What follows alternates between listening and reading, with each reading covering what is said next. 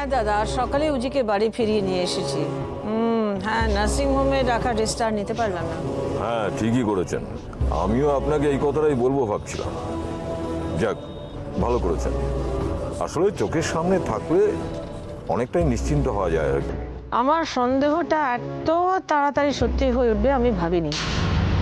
কি সাহস বাবু, না মানে কি ডেসপারেট যে ওই রকম সিকিউরিটির মধ্যে ঢুকে গিয়ে ভাবা যায়। দাদা দাদা, যে বা যারা এর পেছনে আছে তাদের কিন্তু শেষ দেখে আমি ছাড়বো। নার্সিংহোমে উজ্জ্বলের উপর যে ছেলেটা অ্যাটাক করেছিল তাকে তো পুলিশ ধরেছে। ওর পেট থেকে কথা বার করার জন্য যা যা করতে হয় আমি পুলিশ ডিপার্টমেন্টকে বলেছি। আপনি নিশ্চিন্ত থাকুন, খুব তাড়াতাড়ি সত্যিটা সবার সামনে বেরিয়ে আসবে।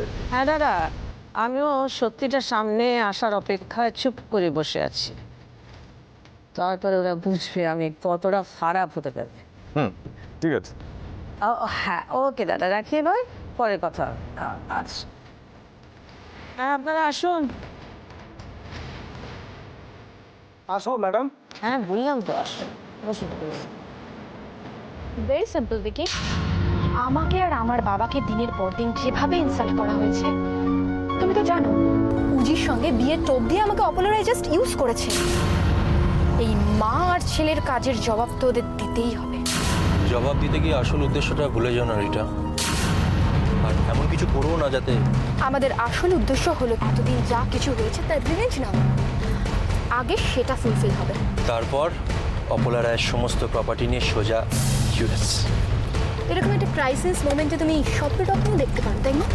স্বপ্ন দেখতে হয় সুইটার, স্বপ্ন দেখতে হয়। আর স্বপ্ন না দেখলে বড় হবো কি করে? তুমি আর কত বড় হবে?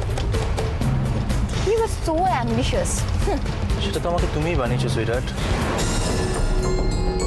বাট ভিকি, এখনই কিন্তু হ্যাপি হওয়ার কিচ্ছু নেই। আমাদের লড়াইটা অপলা রয়ের সঙ্গে, আর অপলা রয় কতটা ডেঞ্জারাস সেটা তুমি খুব ভালো করে জানো। আমি ম্যাডাম অপলা রায়ের উইক পয়েন্টও জানি রিটা। এক ধাক্কায় ম্যাডাম অপলা রায়ের কী অবস্থা হয়েছিল বুঝতে পেরেছো? অপলা রায়ের ছেলে মানে উজ্জ্বলের যদি কিছু হয় তাহলে ভাবো অপলা রায়ের অবস্থাটা কী হবে।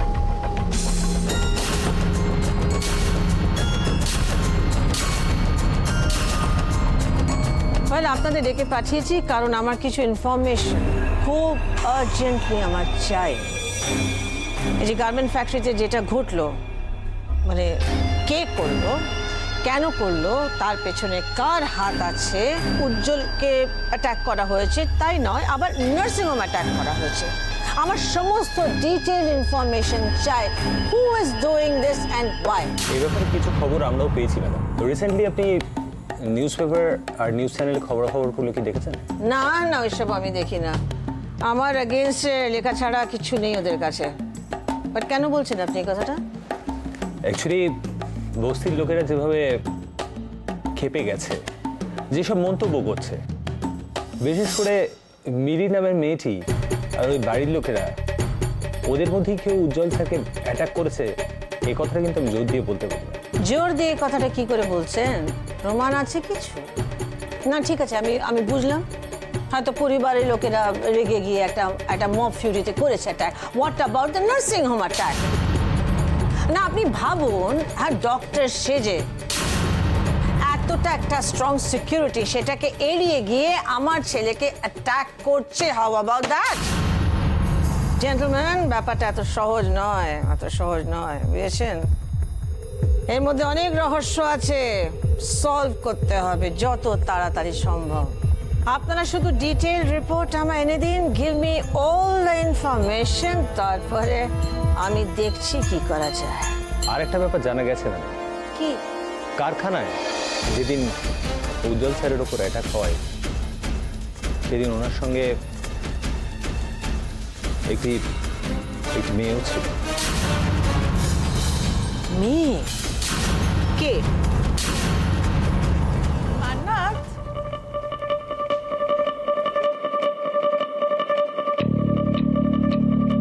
তাহলে আমি যেটা আশঙ্কা করেছিলাম সেটাই সত্যি। কাল সারাটা রাত মান্নাত বাড়িতেই ফেরেনি। না না, আর ধৈর্য রাখতে পারছি না আমি। বারবার মান্নাত আমার বিশ্বাস ভাঙছে, আর এত টেনশন আমি নিতে পারছি না। মা, এখনো ব্রেকফাস্ট রেডি হয়নি কেন? তুমি এখানে দাঁড়িয়ে কি করছো? ওই মান্নাতের খাটটা একটু গুছিয়ে দিচ্ছিলাম আর কি। যে মান্নাত না বলতে বাড়ি সবার কাজ করে দেয়, তার ঘর তুমি গুছিয়ে দিচ্ছ কেন? মান্নাত কোথায়? কি করে জেসিকে বলবো? মান্নাত কাল রাতে বাড়িই ফেরেনি। মা, আমি তোমাকে কিছু জিজ্ঞেস করছি। জেসি, তোর বোধহয় খুব খিদে পেয়ে গেছে। চল খাবি, চল আমি ব্রেকফাস্ট রেডি করছি, আয়। মা, মান্নাত কোথায়? সবসময় শুধু মান্নাত আর মান্নাত। আচ্ছা ভাইয়া, তোর যার একটা ছোট বোন আছে, সেটা কি তোর খেয়াল আছে? এখনই যদি এই অবস্থা হয় তাহলে কিছুদিন পরে কি হবে সেটা ভাবলেই তো আমার কেমন একটা উফ। দেখ নীলু, সব সময় কিন্তু ইয়ার কি ভালো লাগে না। দাঁড়া দাঁড়া দাঁড়া দাঁড়া, আমি মোটেও ইয়ার্কি করার মুডে নেই। আমি তোর জন্য ট্যাঙ্গি পাস্তা বানিয়েছিলাম, কিন্তু ডাকতে এসে শুনছে সেই এক মান্নাত আর মান্নাত। সবসময় ভালো লাগে নাকি? আরে জেসি, নীলু এই পা নিয়ে তোর জন্য কত যত্ন করে ট্যাঙ্গি পাস্তা বানিয়েছে। চল খাবি, চল, কথা বলিস না, আয়। দাঁড়াও মা, দাঁড়াও। আগেও যেটা জানতে চায় সেটা ওকে বলে দাও, না হলে তো আবার পাস্তা হজম হবে না। এবার কিন্তু গাঁটটা খাবে নীলু। আগে তুই বল পাস্তা খাবি কিনা, না হলে আমি তুলে রাখছি। না না না নীলু, খাবে খাবে, তুলে রাখা দরকার নেই। কি হচ্ছে কি জেসি, চল। দাঁড়াও মা, এরকম উচ্ছে চেবানোর মতো মুখ করে থাকলে আমার পাস্তা খাবি গিয়ে সেটা চলবে না। যদি হাসি মুখে খেতে চাস তাহলে চল, না হলে তুই কি চল, আয় আরে তাড়াতাড়ি। আরে আস্তে আস্তে, পায়ে লাগবে তো। ঠিক আছে, আয়।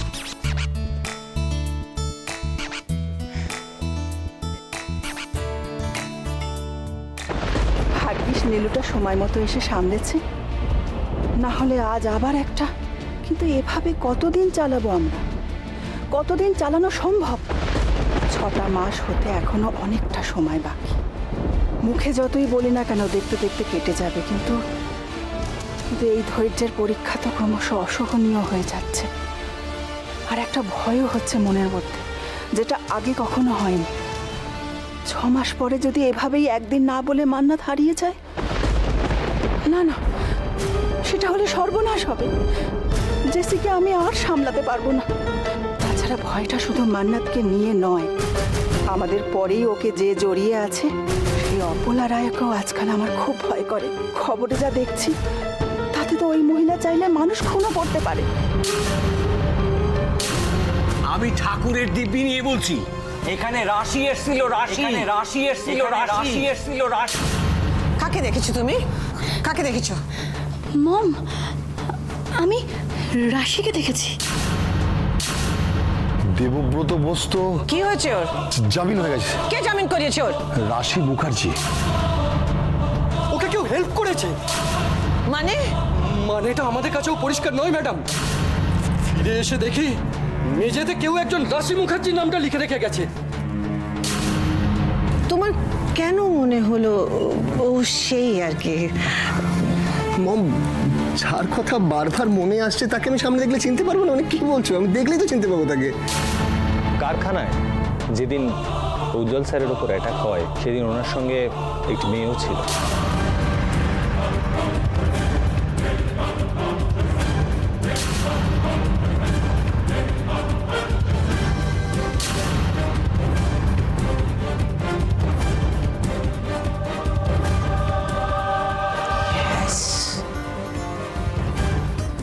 রাশি,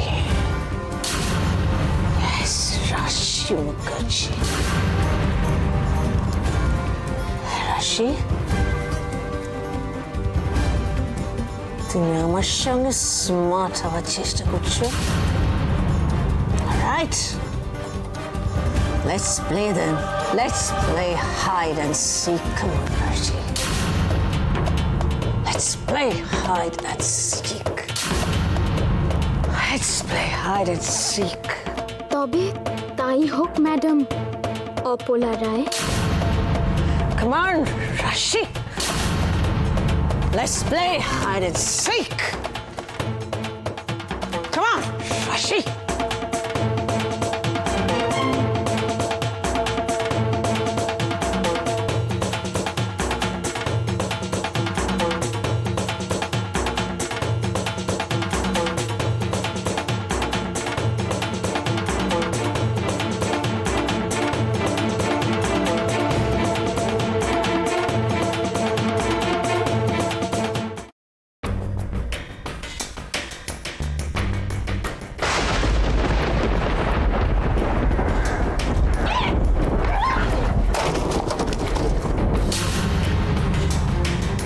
অপলা রায়েরই কোনো শত্রুর নজর এখন উজ্জ্বলের দিকে।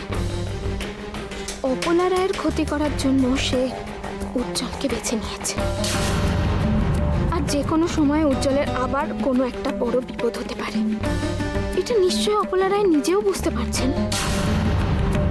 তাহলে উনি এত চুপচাপ হয়ে বসে আছেন কেন? কেন কোনো ব্যবস্থা নিচ্ছেন না উনি? আর রিটাই বা এত নিশ্চিন্ত হয়ে ঘুরে বেড়াচ্ছে কি করে?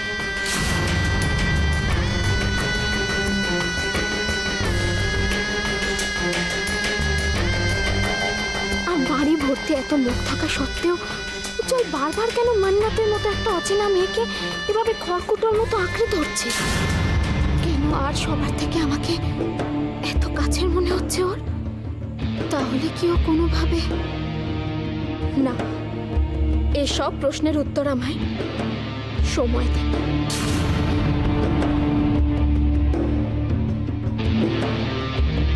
কিন্তু তার আগে আরো একটা বড় প্রশ্ন আছে ভিকিকে নিয়ে। ভিকি যেটা করেছে সেটা তো ওর স্বভাব, কিন্তু রিটার সাথে ওর এতটা ঘনিষ্ঠতা কি কারণে হলো?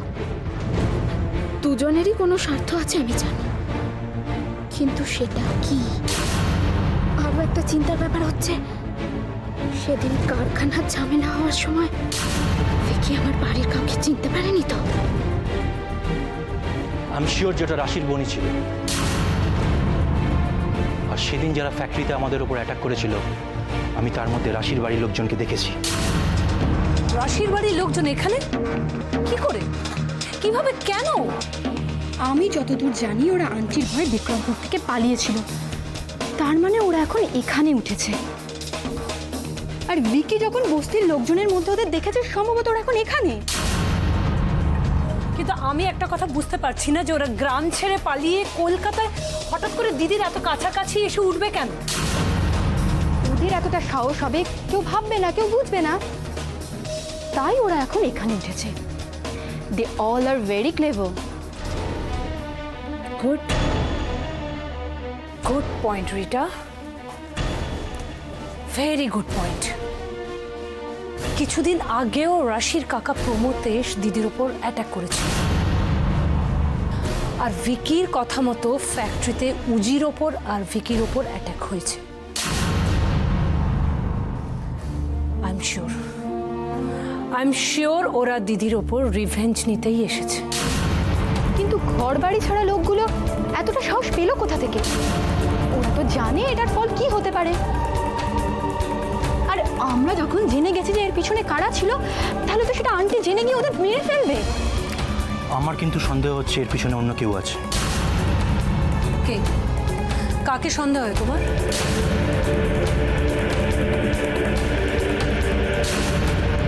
রাশি। হ্যাঁ হ্যাঁ, আমি রাশিকে দেখেছি, কিন্তু কিন্তু আমি কি ওদের এই কথাগুলো বলবো? আর যদি না বলি? কি ভাবছো ভিকি? একটা কমেন্ট করে তুমি চুপ করে গেলে কেন? না, আই মিন, কেন জানি না আমার বারবার মনে হচ্ছে রাশি বেঁচে আছে। রাশি বেঁচে আছে, আর ওই এই সমস্ত কিছুর পিছনে আছে।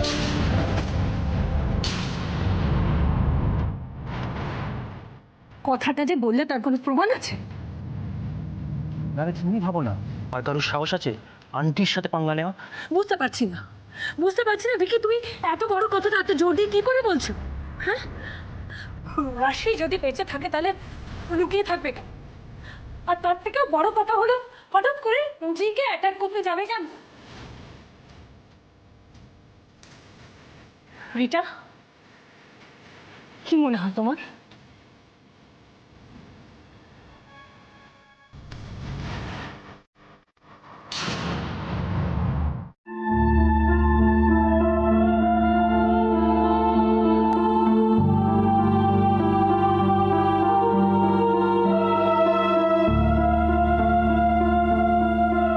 এই উজি, কেমন আছো বেটা? বাড়ি ফিরে একটু ভালো লাগছে? এই, এত টেন্স কেন তুমি? মম, তুমি আমার সাথে একটু টাইম স্পেন্ড করবে প্লিজ? কি হয়েছে বেটা? মম,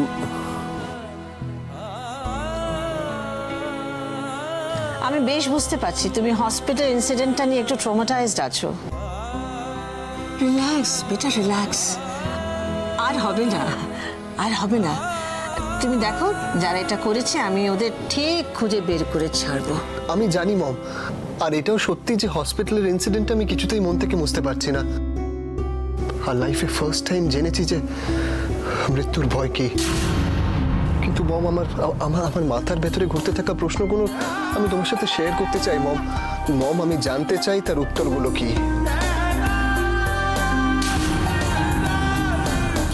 মম, আমি কি আমার প্রশ্নগুলো বলি? হ্যাঁ, সে তুমি বলতেই পারো, কিন্তু তোমার সমস্ত প্রশ্নের উত্তর যে আমি জানি বা বলতে পারবো তা তো নয়।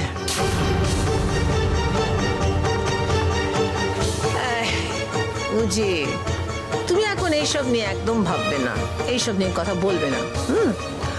পরে বরঞ্চ আমরা বসে কথা বলবো সব। মম, আমার মন বলছে তুমি সবকিছু জানো। আমার প্রত্যেকটা প্রশ্নের উত্তর তোমার কাছে আছে। মম, প্লিজ প্লিজ তুমি আমাকে সত্যিটা বলবে, প্লিজ।